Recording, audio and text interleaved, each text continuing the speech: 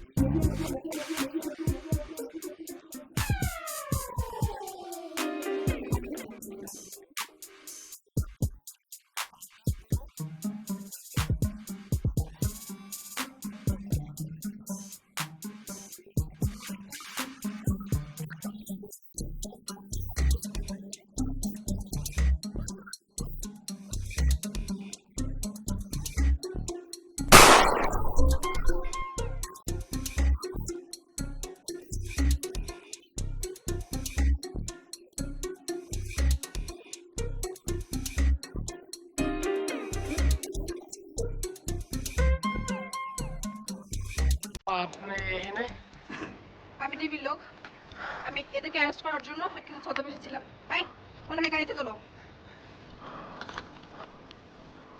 কাপো ভাইয়া, ভাইয়া কাপো ভাইয়া।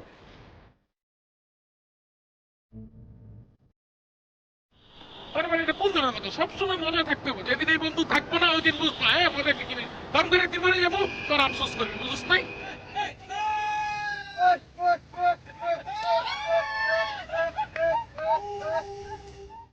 আরে বেটা তুই সিচুয়েশনটা বুঝতেছিস না। সিচুয়েশন আমি বুঝছি দোস, আমি সব সিচুয়েশন বুঝছি। দোস আমি তোর তুই যাবো না দোস, আমি যদি মারা যাই তারপরে তোর তুই যাবো না।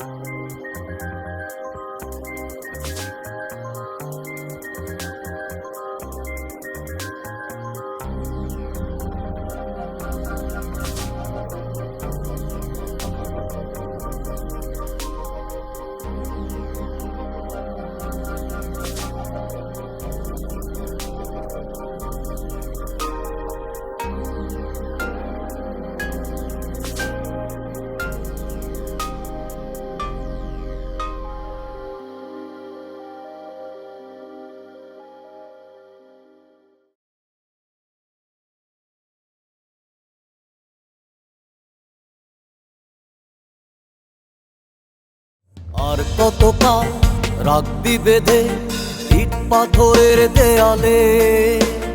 দেখতে যাব সূর্য সকাল মেঘ পাহাড়ের আড়ালে।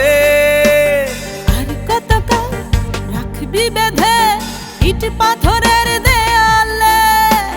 দেখতে যাব সূর্য সকাল মেঘ পাহাড়ের আড়ালে। চল পালাই অনেক দূরে, চল পালাই, হে হে, চল পালাই অনেক দূরে, চল পালাই, হা হা।